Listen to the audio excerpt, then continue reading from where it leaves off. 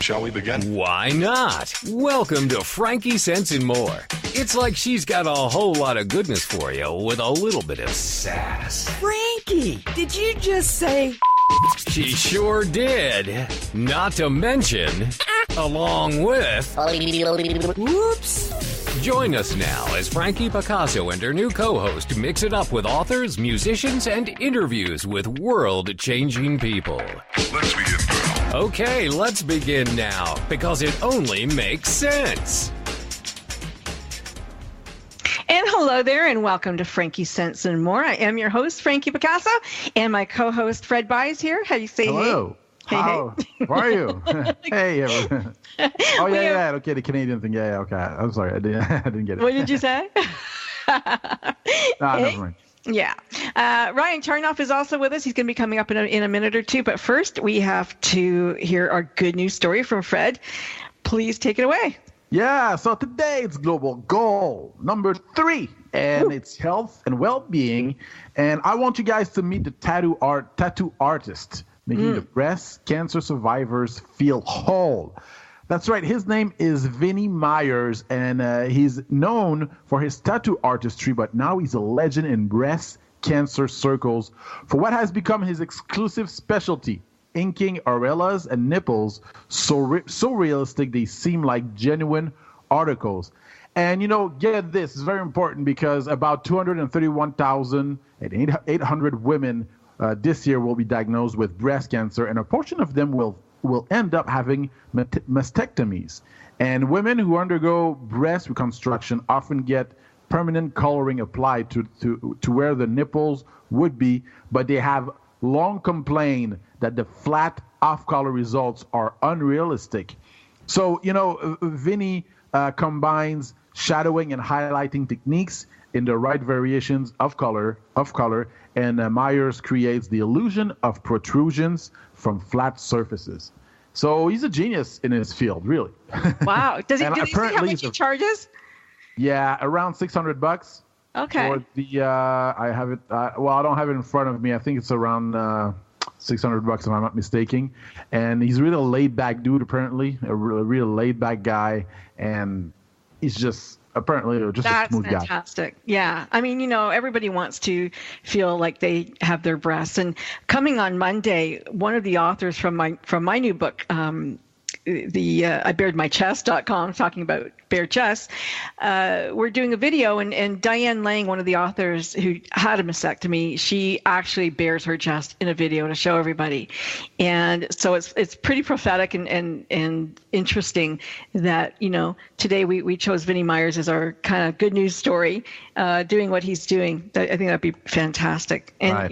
These guys are amazing, these tattoo. And I love that tattoo artists who actually do, Vinnie does the nipples and stuff, but I love when they do really beautiful artwork across the chest so you don't even, realize that anything's gone. It's so cool. Yeah. Oh, yeah. It's so cool. Wow. Thank you for that, Fred. I really appreciate that. Global goal number 3. And, longtime listeners, new listeners, we try to have a story that we align with the United Nations global goals every week. And we support them. And this is the Year of the Woman, so it's a perfect story for today. Let's welcome our guest, Ryan Charnoff. He is a socialpreneur, my favorite kind of entrepreneur, and he is the co-founder of Giftfluence, a technology startup whose platform enables charities to raise money through online shopping and searching. Ryan's responsible for developing the cause marketing opportunities between major brands and the over 800,000 nonprofits who are always looking for funding. Let's welcome Ryan, and we can find out more about him and what he does from the horse himself. Hi, thank you guys for having me. The horse's mouth. Yeah, the horse's mouth. Hi, Ryan. It's so great to have you, and I'm really just so happy to meet you. Thanks for coming on. Yeah, absolutely. Thank you guys for having me. I'm excited. This is a really great opportunity, and it's a really great idea. Now, you took entrepreneurship in university, I think, and you've done a lot of things around nonprofits with MoneyThink and Junior Achievement. What is it about Giftfluence that, where did the idea come from? How did it come up? What made you go there?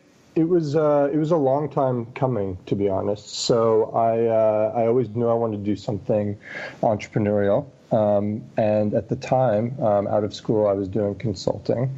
But I kind of envisioned myself as being, more of an entrepreneur. But I knew in order for me to actually leave my day job, I would have to do something I was really passionate about. So this started more actually as a side project than as a full-time business. Around a year ago, I was running a half marathon in support of a local charity, and they set us up with a traditional crowdfunding page. So they asked us to send out to our friends and family members and social media, our page and ask for support. And that was all, fine and well, but I noticed that there were a lot of people around my age who were just out of school who, would like it on social media or would comment on it, but wouldn't necessarily be able to give back. So I started, asking some of my friends, why that was. And I realized that a lot of people just out of school, due to, student debt or other financial restrictions, just don't have the ability to give back, even though they want to. So it really started more as kind of a side project, trying to see if I could get online retailers to donate a portion of their sales to charity through the holiday season of 2015. And as we kind of tested out that platform and got our friends and family using it, it actually grew into something a lot bigger.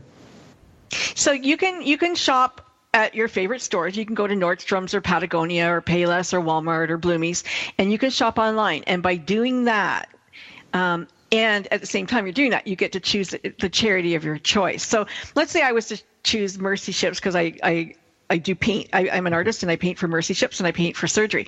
So let's say I was going to choose that. It's my charity. So I would choose Mercy Ships Canada, and then I would go shopping at Nordstrom's and purchase whatever it is that I want. And approximately, and I guess all of these people have a little different percentage that they give, but let's say on average 6% is given to the charity of your choice. Is that correct? Is that how it works? Correct. Yeah. It's on average it's 6%, and it differs by each retailer. And then when we search for items through your search engine, they also donate 1 cent. Sure. So our search engine, you can actually not just search for items, but you can really search for anything. So that's a partnership with Yahoo. It allows you to search the internet the same way you would Google or Yahoo or a typical search engine. And anytime that you search online, a portion of the advertising revenue is donated to your favorite charity. Oh, so wow. You would have a toolbar that we could download and then start your search from that toolbar, and it would automatically donate that money when I search? Yeah, so on Google Chrome, you can set it as your automatic search engine for your toolbar. So anything that you type in to the top bar on Chrome will automatically run through our search engine. On other internet platforms, you could either set it as your homepage or go directly through our search engine by bookmarking it. And so does it matter how many times a day I search, or was it once a day they'll donate? No, so it's based on, it's not based on kind of a daily restriction. The advertising revenue is generated on a per search basis. So that means every time you search, it will lead to a donation. Wow. That being said, there's safeguards in place to make sure that you aren't just typing things that aren't relevant, or that you're just kind of abusing the system. So you use it like you would a normal search engine. What is the app? Because you mentioned in Chrome. What is the app for people out there? It's called Giftfluence.com/search. So if you go to our website, you just click on the search button, and it automatically you can search from there. You can also we have instructions on our website as to how you can set it as your custom search engine on your Google Chrome platform. Okay. I love that. And you have a goal that you want to be able to donate $1 million to charities in 2016. And I also have that goal. We should talk after. Yeah, definitely. But you've got over 70 retailers signed up. Now, how did you go about getting those retailers? What made it interesting to them to give money? Yeah, this has been actually a really eye-opening experience for me, because when we first started it, I was really just trying to get, my foot in the door and learn more informationally from some of these retailers about whether they'd be interested in this. But it actually happened really quickly. So I would, meet with retailers or send them emails. And from their perspective, not only is it kind of a cheaper way to market, because instead of, paying per click or, paying for, ad impressions that might not lead to a sale, you're only paying on a, per sale basis. But it's also a way to kind of do good in the community and improve their brand. So we've actually been surprised that a lot of retailers already have things like this built into their budget. Sometimes not even for the, corporate social responsibility side, just, for the kind of marketing. Yeah. I mean, it's definitely got to be cheaper for them than just people hitting and going, I don't know if I want something. You're actually getting a sale. So that's pretty impressive. And interesting that, you got your foot right in the door and they welcomed you with open arms. That's fantastic. Good for you. Yeah, I think we've been really surprised by how great a lot of our corporate partners have been. So that's been something that we've learned and something we've been really excited about, how kind of quickly they'll sign up and how willing they are to give a percentage of their revenue to these great organizations. Now, you say that, because I do have Amazon Smile, and I thought, wow, that's pretty fun. I like that. But you say that you actually give 12 times more than Amazon Smile. Yeah, so Amazon Smile, which is a great program and does a lot of good, they give 0.5% to charity. So in order to give $1, you have to spend $200 on their site. Since we work directly with the retailers, we actually give an average of 6%. So your average purchase is going to make 12 times the impact than you would spending on Amazon Smile. I like that. I like that. Do you shop a lot online, Fred? Yeah, kind of. Yeah, now more than ever. Yeah, of course. I shop only online. Really? Do you? Yeah. No, I don't always shop. Yeah, I go to local stores. Well, I grocery shop at local stores, but I hate shopping in the stores. I just love to sit at my computer and I can watch TV with my iPad and I go click, click, click. Like I just sent a crib out to, our son. They're having a baby next week, and just send that off to Alberta, and I'll send this here, and I'll send that there, and it's great that with Ryan saying, but we're going to commercial, so we'll be right back. If you have any questions, speak about them, and then you can let us know when we get back. Heck no, we're just getting warmed up. Frankie Sense and More will be right back after we pay the bills. If you could live your life truly standing in a place of peace, joy, and abundance, wouldn't that make your heart soar? Now you can, with Lessons in Joyful Living, with your host, Kimberly Rinaldi, Mondays at noon Central. Kimberly Rinaldi, having created a highly successful coaching practice, now teaches Lessons in Joyful Living. She believes in empowering others and that through it, you have the ability to break through any and all barriers, thus allowing you to reach your greatest potential and joyfully step into your life's purpose. What used to take weeks, months, or even years, she can now teach you in a matter of hours with her programs. For more on Kim and her show, go to her website, KimberlyRinaldi.com. That's RINALDI.com. Then join us for Lessons in Joyful Living with your host, Kimberly Rinaldi. It's the Fitness Minute with fitness expert Annette Hammond. Back pain can really be a bother. Men's Health magazine states that 80% of all men suffer from back pain. One of the best things you can do to ward off lower back problems is strengthen your abdominal muscles. 75% of all lower back problems can be prevented by building your ab muscles. When your abs are weak, the muscles in your buttocks and the back of your legs, your hamstrings, have to work harder to keep your spine stable. One of the easiest abdominal exercises is crunches. Keep your low back on the floor at all times. Squeeze your abdominals as you crunch up and lower slowly in a controlled manner. You can do several sets of crunches every day to strengthen your abs and beat back pain. For the Fitness Minute, I'm Annette Hammond. To hear other fitness and weight loss tips, visit our website at AnnetteHammond.com.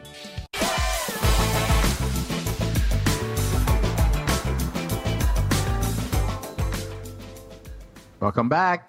Welcome back, and thanks for coming back. If you want to join the conversation, 903-787-5883. Again, 903-787-5883. We'd love for you to give us a shout. I am your host, Frankie Picasso. My co-host, Fred Bai, is here, and we have Ryan Charnoff, who is a socialpreneur, co-founder of Giftfluence. Ryan, I got to ask you this, Ryan. Ask this. What is a socialpreneur versus an entrepreneur? Yeah, so you should know that. a socialpreneur is really an entrepreneur who creates businesses with a social component to it. Like the good radio. Exactly. So instead of just trying to maximize profits, you're trying to maximize profits while also maximizing the good that you do in the world. So basically, you're like a positively oriented business, like your social impact. Yeah, social impact. So part of your proceeds go to donating and making things better in the world. Correct. Okay. Correct. Those corporate responsibility officers that you were writing to, those are companies that have social impact. They're socialpreneurs. And that's, the world needs more socialpreneurs, for sure. Well, you ask any business, they'll say that they enhance the world in some way. You ask Walmart, they'll say, well, we enhance the world in some way. No. Well, no, but I'm sure if you ask them, you know what I mean? Like, because they provide jobs, they sell things at a lower price. You know what I mean? Yeah, I do know what you mean, but this is specifically like you're going to give money to a charity or like a Tom's Shoes or, somebody who has a specific that to, bore water holes in Borneo or something like that. Did you read the book Social Capitalists, Ryan? I have not read that yet. It's on my list, though. I've got a list of books that I'm trying to get through when I have time. Okay. All right. Hey, what's been the most challenging thing, Ryan, in building this? Because, it's like building a business, so I'm sure you have a lot of challenges doing that. Yeah, I think I was surprised coming into this. We wrote this business plan, and we thought that the hard part was going to be getting retailers on board, and the easy part would be getting the word out there, getting charities to promote it. And in reality, the two have kind of flipped. Yeah. So we kind of achieved our goals on the retailer side in terms of getting the retailers that we wanted and the critical mass of retailers a lot quicker than we thought. But getting the charities to actually promote it and push it out and create communications with their followers has been a little more of a challenge than we might have anticipated. Yeah, the charities are, cash poor and volunteer poor. I think it makes it difficult for them, and there's not the skill level that you would expect necessarily to do the marketing, and that's why a lot of the smaller ones suffer. And that's my goal, is to get them on this show too, to try to get their name out there and do that. Have you met Carol Lung from Great Positive? I have not. Okay, yet. Look her up. Great Positive. Anyway, I wanted to ask you though, but you are a co-founder. So who is your partner? We haven't heard about them. Yeah, so my partner is Mohammed Abulwad. He was actually a high school friend of mine, and he originally handled some of the kind of technological sides to it as we were trying to kind of get up and running. And now, although I'm a full-time employee, he works on it part-time, doing some of the kind of finances and the behind-the-scenes things that help us operate smoothly. We all have our favorite charities. I think for Frankie it's animals. Yeah. You can handle animal cruelty. Yeah. For me, I think it's more maybe poverty or something. What's your favorite, Ryan? What's your favorite charity? What's your favorite cause? Yeah, it's hard to pick just one. But I think an area that I've always cared about a lot is education and specifically financial literacy.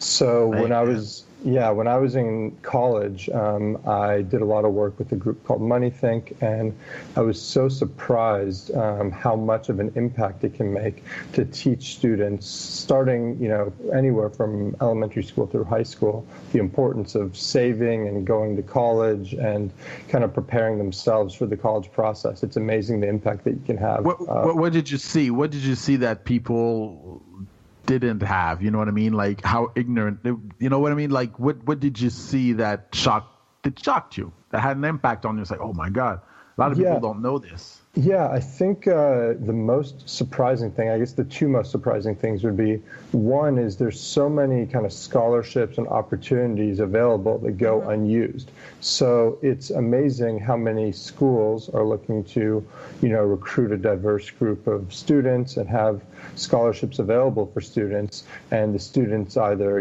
don't know about them or don't apply. So I was just kind of surprised by that disconnect. Yeah, I was surprised about that too. I mean, there's hundreds of scholarships that people, it's like you have a cousin with one arm, you can get money. I mean, like it's really that silly, but people do put up money for stuff like that. And if you go through a list of that, you can find that. But of course, you can go to college, university in Europe for free, which is beautiful. And now in Canada, this year, this is the first year now they're allowing students to go, and they're going to forgive those student loans.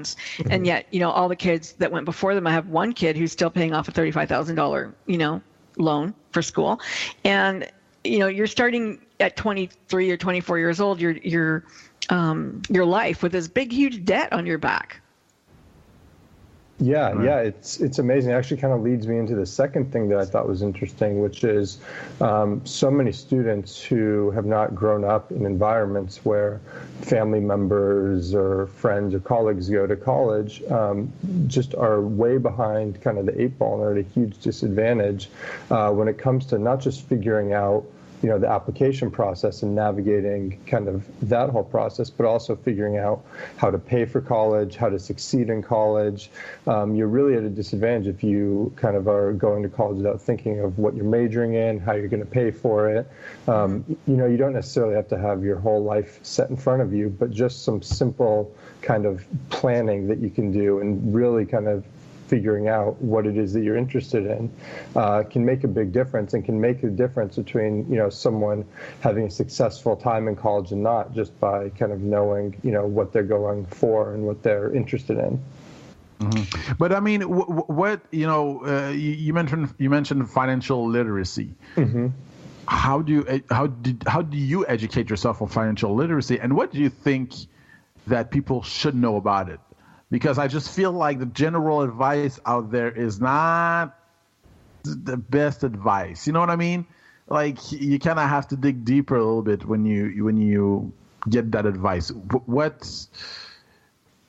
You understand my question? Or? Yeah, absolutely. It's really tough because one of the things that we've found, and that actually research papers have kind of supported, is that financial literacy is so different than any other type of kind of class. And what I mean by that is, if you are taking a history class and you pass the history exam, you can demonstrate that you know what happened in the past, and that's kind of shows that you understand the information. In financial literacy, there's a big kind of disconnect between people understanding, the difference between interest rates and taking on credit and debt, and the actions that they make. So what's difficult is even when you kind of educate people on the issues with taking out, credit cards with high interest rates or loans and that type of thing, they still tend to make decisions that are not necessarily in their financial best interest. But kind of back to your question, I think to simply put it, the easiest thing to do is to kind of take away the stigma that a lot of people have when you start talking about finances. And what I mean by that is, you go into a high school classroom and you say, I'm here to talk about financial literacy, and people's eyes just kind of roll. They tune you out and they think, I'm not a finance person, so this isn't applicable to me. Or I don't have money. Right, exactly. Their brains gets blurry. Like their brains get because it sounds like math. Right, exactly. It sounds like either math or something that's not applicable to you, and it doesn't. You lose people very quickly. Yeah. And it shocks me that our school system doesn't really have real financial education. Back when I was 11, I remember this bank came into the school, and we had our first account. But that's to me, that's just grooming for future clients. You know what I mean? Yes. Yeah. It's not financial education. We had a discussion on the weekend with one of the kids, and he says, I'm never going to have a credit card. I don't want any debt. I'm not going to, just going to buy everything with cash. And, can you go through life without a credit card? Well, you need to build a credit. You need to. Well, do you need to build credit? Do you? yeah. I mean, that's the question. Do you? Well, yeah. If you want to buy a house or get a mortgage. What if you put $100,000 down on your house? Okay. Do you need a credit sure, card? You can pay it back. No, you can pay cash. Okay, pay cash. I mean, I think that you do need a credit card. Just you don't have to use your credit card. Oh, yeah. You don't. You could use one. But at the same time, I think I understand where he's coming from. He doesn't want to ever have debt. But my husband's never paid interest on a credit card ever. So I mean, I think you can do both things, but it's the understanding of how the world works and finances is kind of interesting. But I want to go back to Giftfluence because that's why Ryan's here. I want to ask you, Ryan, do you have a demographic?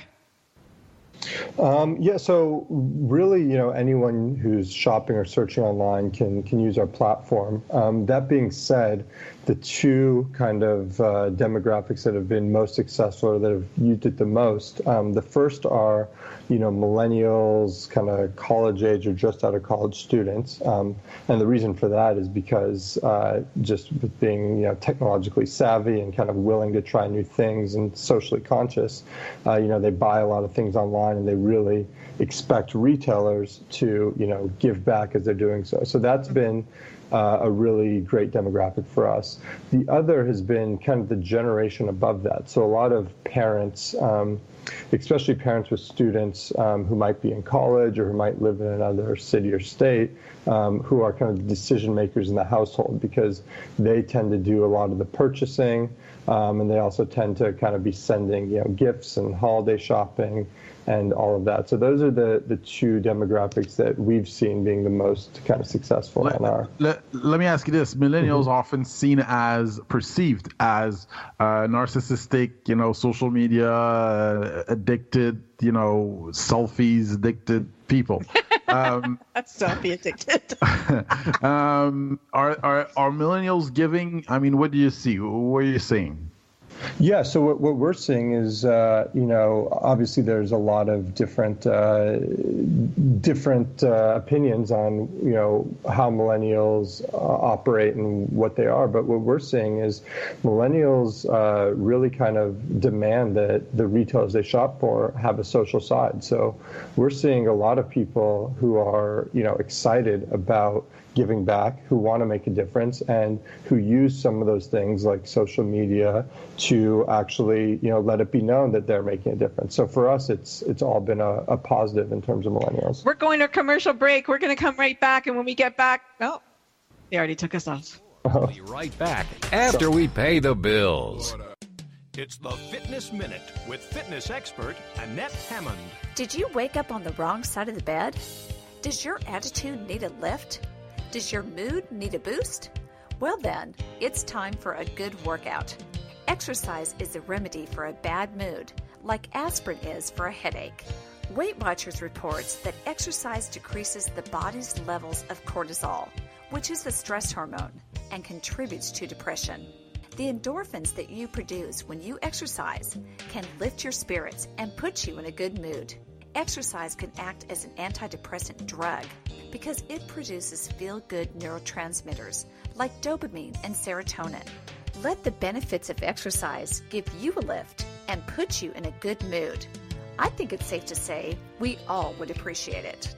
I'm Annette Hammond. To hear more fitness and weight loss tips, visit our website at AnnetteHammond.com. It's words you never heard. Have you ever found yourself in an airplane seated next to a nonstop talker that you really don't have anything at all in common with?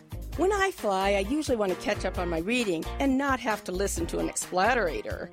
It's even worse if they're a philodox. That's a person who just loves their own opinion. Well, now a Facebook app lets you choose your own seatmate before you fly. According to an article in USA Today, social media startups are bringing together compatible flyers before they take their seats. That's good news for people lovers, otherwise known as philademics.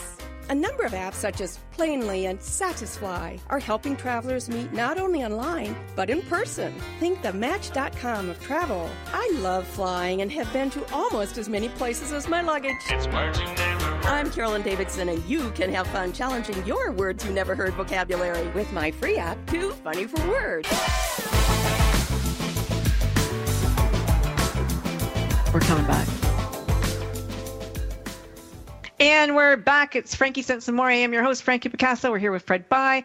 We're here with Ryan Charnoff, who is the co-founder for Gifluence, and Brent Marchand is with us as well, the Good Radio Network's movie correspondent. And just before we get to Brent, I have a couple more questions for Ryan about Gifluence, and they kind of go hand in hand in a way, Ryan. Mm-hmm. One is, was there a surprise as far as a charity that more people pick more often than others for you? I don't know that there's necessarily a surprise with that. We have had a few charities that have done a really good job of promoting it with, their own followers. So here in Chicago, there's an organization called Citizens United for Research in Epilepsy, and they have been with us since the beginning. So last year, right before the holiday season, they tweeted out a link and made a Facebook message, and within a week, they earned, I think it was about $150 in a week just from holiday shopping. So that really kind of, shocked me and let me know the impact of kind of what just a few smart, messages can do. Mm-hmm, mm-hmm. And what about stores? Were there stores that people maybe maybe you wouldn't know who they shopped with before, but more people tend to gravitate to since they're on your site? Is there any surprises there? I don't know if it's been extremely surprising, but the most popular stores have been Macy's and Nordstrom for kind of traditional retail.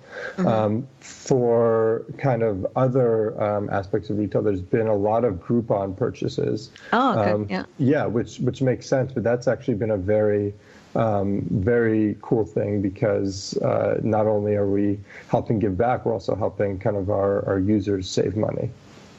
So what is your I guess, usership up to? Do you know around? Yeah, it varies, but it's in the kind of low thousands right now.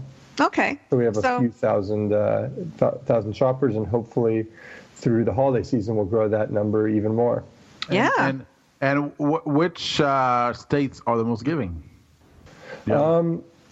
We'll see. So I'm originally from Texas, so a lot of my supporters have been from Texas because it's been a lot of friends and family. We're based in Chicago, so we've had a lot of Chicago and Illinois residents. But right now, those have been kind of the two big ones. We've had a good amount come from California as well, but it's pretty spread out nationally besides that.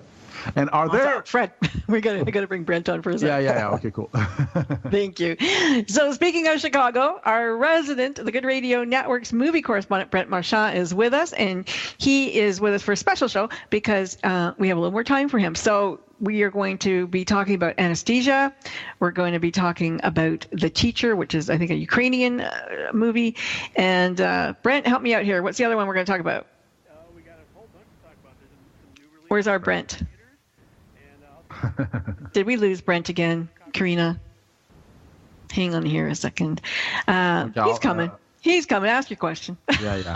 No, I was okay. just going to keep say... talking, Jesus. Okay, go ahead. I was going to say, are nonprofits held back in ways that for-profits are not?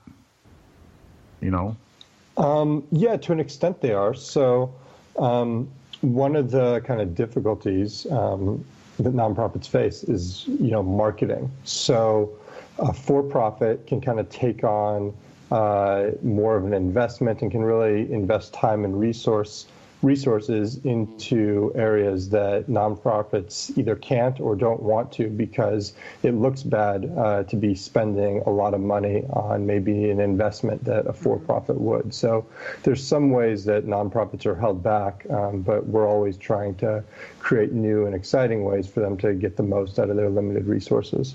Thank you. Brent's with us. Brent, hi. Hey, how are you? You're supposed to be with us. I have never had this problem with Brent before. He's on a phone. He's not on Skype. What happened, Karina? Where is he? I think he's with us. She said, Brent Marchand. Où êtes-vous? I'm here. Oh, okay. Okay. So. Well, he may be. Are you on mute? Hello? There he is. Yes, hi. Hey! Technical glitches Hi, there. Brent. How are Hello. you? Good, how are you? Thanks for having me back on the show. Oh, it's Fabulous. our pleasure. Good to see you. Good to hear from you, I should say. We have our guest here is Ryan Charnoff. I don't know if you've been listening and heard him, but he is also from Chicago and interested to hear about the film festival that you're going to tell us about later today. But let's start with the movies that you have for us this week. Well, currently playing in theaters right now, one of the movies that's probably one of the more important releases of the award season is The Birth of a Nation. This is a movie that's received a lot of pre-release buzz because it's been considered a pretty strong contender for some of the major awards coming up this year. It's a retelling of the story of the Nat Turner slave rebellion from the 1830s, and it's really quite powerful in terms of explaining how it came about. And it's a parable also, I think, for today in many ways, given the current polarization in society, not just from the racial standpoint, but also from anybody who's at polar ends of the spectrum today, whether you're talking politically or economically or so forth. When people get pushed to the point where they're in a corner and feel they don't have any way to combat their circumstances, they start fighting back, and the results of that can be pretty devastating. So it's something that, it's a cautionary tale, I think, in many ways for us these days, in addition to, giving us this historical recreation of the events. And great acting in that movie. It really was. I mean, Nate Parker, who wrote, directed, and starred in the movie, was an absolute revelation in my book because a lot of the things that he's done prior to this, it was really a case where, the movies he had been in were showcasing his physique more than his talent. In this case, this has really given him an opportunity to break out and show what he's capable of, and I was just amazed at seeing how much he poured into the part from so many different angles and did all of them so well as he did. I agree. Great movie. What's next? Another one that I have seen recently is a movie called Denial, which is based on a true story of a professor, Deborah Lipscott, who wrote a book about Holocaust denial. And in the course of writing the book, she ended up taking on some of her critics, including a professor who claimed that the Holocaust never occurred. And she ended up being sued by him because she claimed that he defamed him. And he brought the case, interestingly enough, in the English courts, where the standard for libel is different than it is in the U.S. In the U.S., the onus of the proof is on the plaintiff, but in the courts of England, the onus is on the defendant to defend themselves. So she was essentially having to defend the fact that the Holocaust took place, and hard to believe that you have to defend that. Yeah, it really is. I mean, and the thing that was, when he was presenting his case in terms of trying to say how it didn't happen, the contentions that he made were just so utterly ludicrous that it's hard to believe that anybody would have taken him seriously. But, he did have his supporters. He had people from the skinhead community and so forth who saw him as a tool of their political agenda. And as a result, he was getting a fair amount of backing from fringe groups. The whole thing was a huge firestorm. She ended up having to go to court, and in terms of the way the case played out, it was really more a case of using forensics rather than emotion to have to show, how to make her case. Yeah. Which, was... What's the underlying theme in that movie? Is it freedom, love? Well, I would say it's truth more than anything else. I mean, you're as one of the as the judge in the case ruled, you're free to believe anything you want to believe, but when you've got the facts stacked against you, you have to go with what is literally plain, evident, and true, and you can't sue somebody else on the basis just because you disagree with them. Right. How would you describe main characters? Like, are they ordinary people like you and I? I mean, how would you describe them? Rachel Weisz. Married to James Bond. The main character, the author who was being sued, she was a university professor. She came from a Jewish background herself, so this was something that was personal for her. And in terms of her detractor, I think he was somebody who was, looking to make a name for himself as much as anything, by stirring up a controversy sort of artificially, and like I said, making very spurious claims to say, oh yes, this is what I believe, and this is why it's true, and so on and so forth. Now, the one criticism I had of the movie is that it's a little bit clinical in its approach. Now, I understand that because the case had to be proven on the basis of forensics rather than emotion, that was probably something that would figure into the story. But given the volatile nature of the subject matter, I didn't quite feel as drawn into the story as I might have otherwise. Now, there is one sequence where the professor and her legal team do make a visit to Auschwitz to gather evidence to help bolster their case, and that sequence was really very moving. But beyond that, as I say, it's a little bit on the clinical side. It's still a good movie. It's got some wonderful performances in it. Rachel Weisz, Timothy Spall, and Tom Wilkinson in the leads. They're terrific. Yeah. Ryan, did you see that movie? No, I did not yet. Okay. Yeah. Go ahead, Fred. No, I was just going to say, are there any, there must be any faith themes connection, faith connections. Are there any religious connections, in that movie? How is faith treated there? It's, I won't say it's ignored, but it's not a really strong theme in the movie. Okay. Yeah. Because you have Catholics, you have homosexuals, you have, there's a whole bunch of other major groups that were targeted during the Holocaust. True. Last week, I had Felice Cohen was on, and she wrote a book called What Papa Told Me, and it's a true story of her 94-year-old grandfather who was in 8 of the camps as a laborer. So it's pretty, you can read a true story, another true story of the Holocaust. But interesting, very interesting. Does the world of the film work like the real world? In what respect? This is a true story. Oh, yeah. Okay. I'm sorry. Yeah. So it does. Yeah. Okay. Like a road break, I think. Yeah. So what's our next movie? You would say, what would you give it on the tomato meter here? I would give it probably about a 7. Okay. 7 out of 10. Okay. Okay. Cool. So it's worth going. Yeah. Oh, we're at break.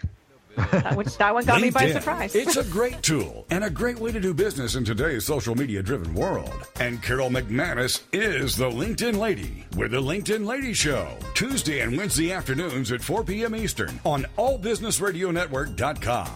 The LinkedIn Lady Show is designed to inform, inspire, and educate businesses. Every social media site has a specific demographic, personality, and purpose. And the LinkedIn Lady will interview a variety of guests, such as business owners who can showcase their business and talk about how they use social media, such as Facebook, Twitter, YouTube, Google+, Pinterest, and of course, LinkedIn. For more on Carol and the show, check out her website, LinkedInLady.com. As trends change and new applications become available, the LinkedIn Lady Show will bring that information to you in an easy-to-use, fun, and engaging way. Every Tuesday and Wednesday afternoons at 4 p.m. Eastern, it's the LinkedIn Lady Show with Carol McManus on allbusinessradionetwork.com. Reaching out from the heartland of the United States with quality programming, this is TogiNet Radio. It's Marching and Reheard. Whenever we hear a recording of our own voice, it always sounds different than we think. This is because the bones in our skull create a resonance from within that makes our voice sound deeper to us. But our recorded voice is how others hear us. I'm sure I'm not the first person who has uttered the words, "I really don't sound like that." Do I? Margaret Thatcher famously underwent vocal training to lower her voice and make her sound more statesmanlike. Recently, British Airways polled Americans and Britons to see who they believed had the sexiest voices. Morgan Freeman was voted number 1. If a judge loves the sound of his own voice, expect a long sentence. What's a word for a person who loves to hear the sound of their own voice? A philodox. It's words you never heard. I'm Carolyn Davidson, and you can have fun challenging your words you never heard vocabulary with my free app, Too Funny for Words.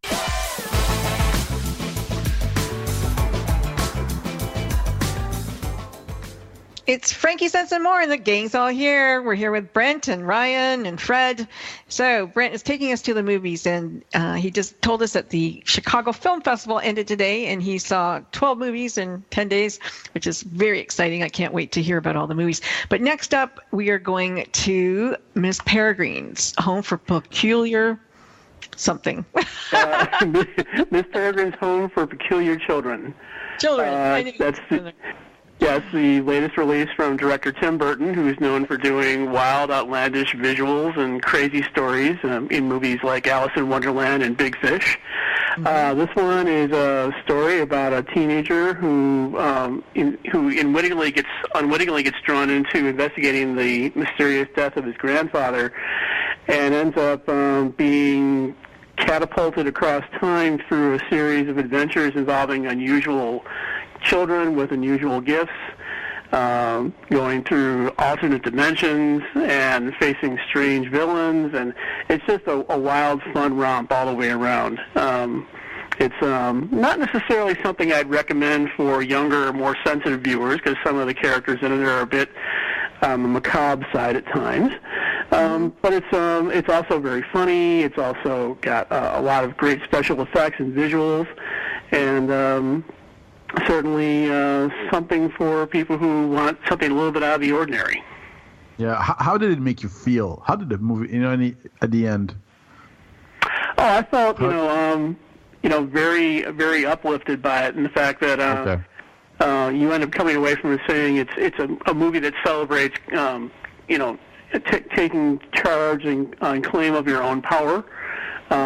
Especially if you find that you're somebody who's maybe a little bit unusual or peculiar, as they call in the movie, and not being afraid to celebrate your own character.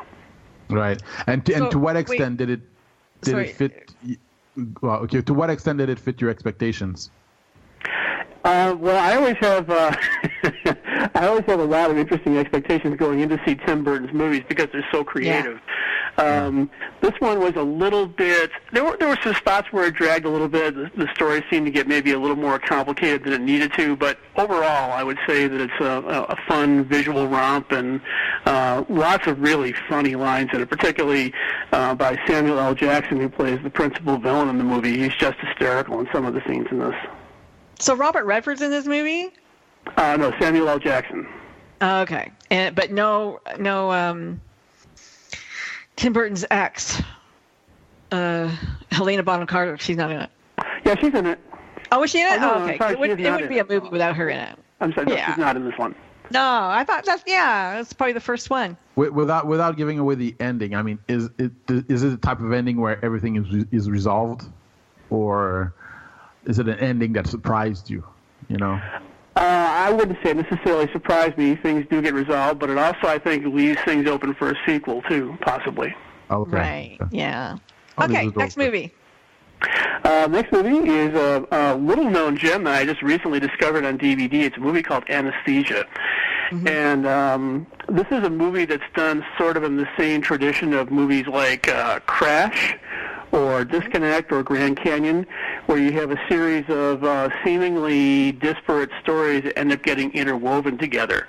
In this particular case, it focuses on a popular New York philosophy professor who's on the verge of retirement, and a number of people in his life or in his circle, or who are not initially in his circle but get drawn into it through their various interconnections.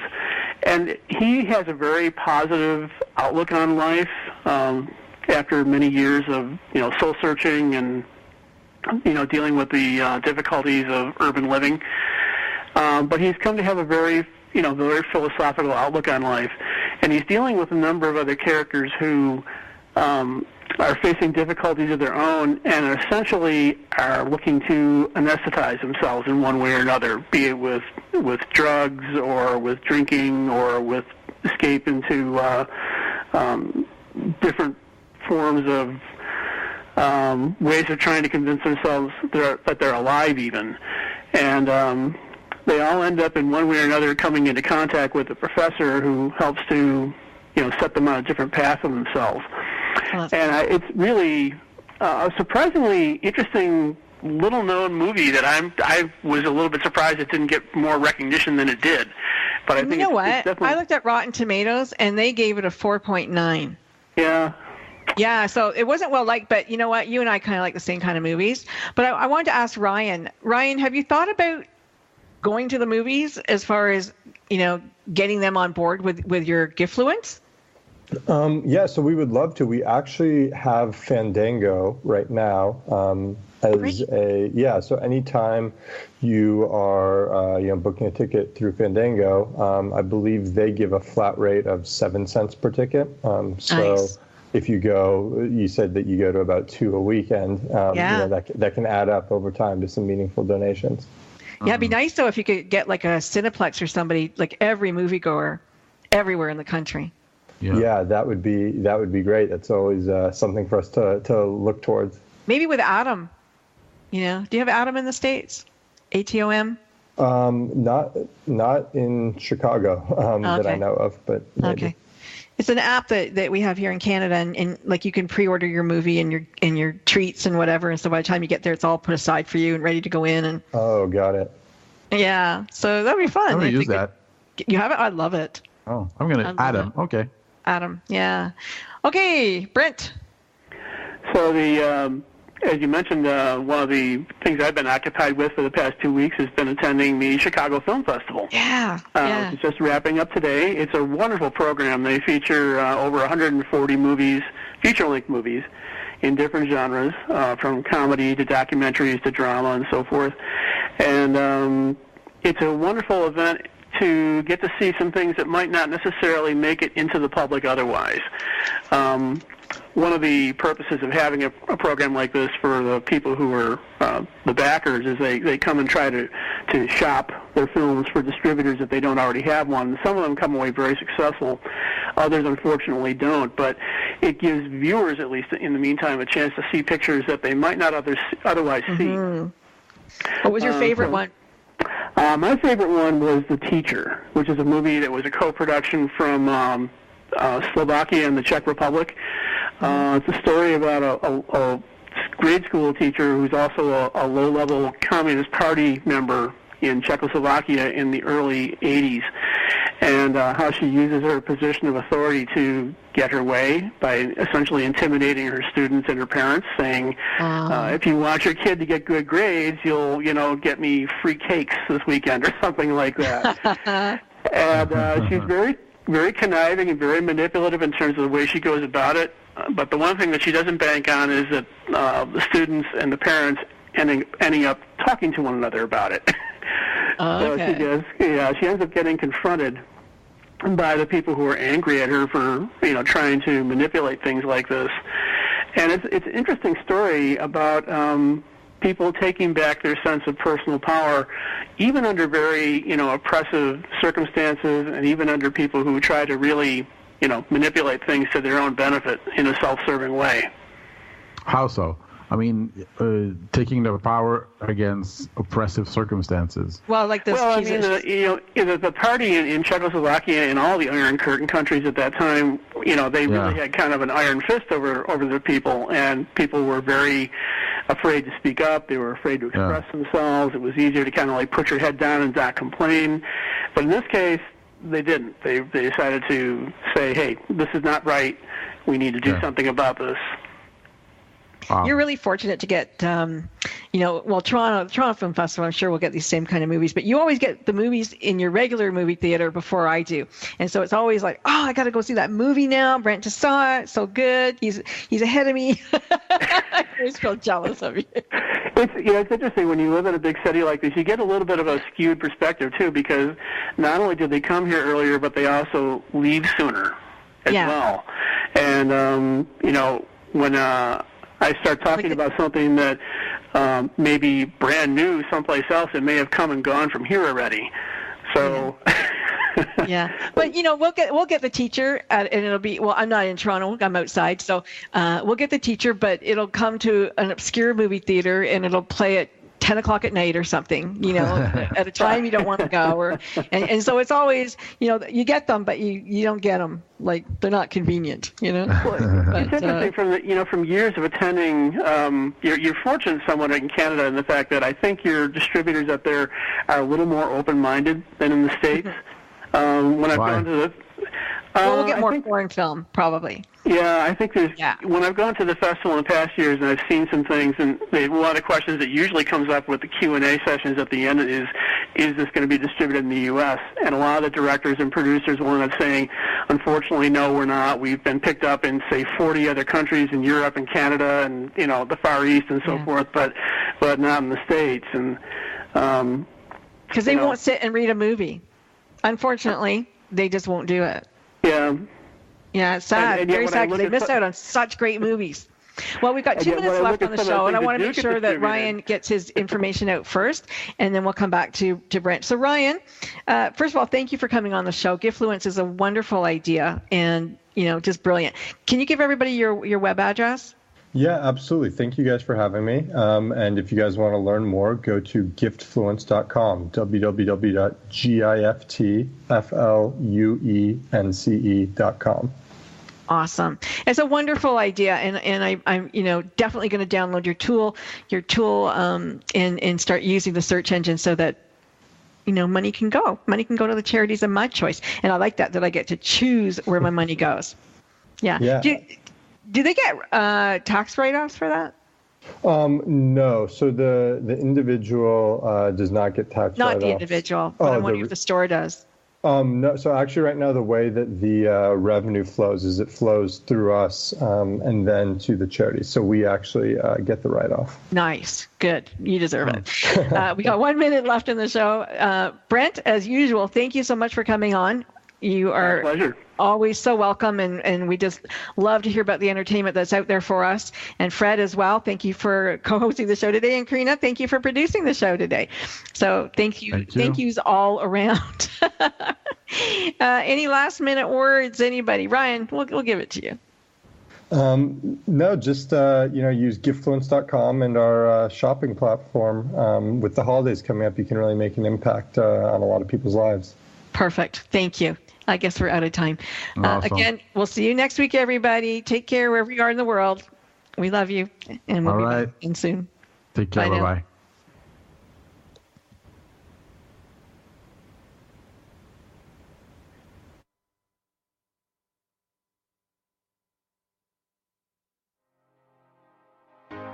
Siege on the beat. Hit Rash Production.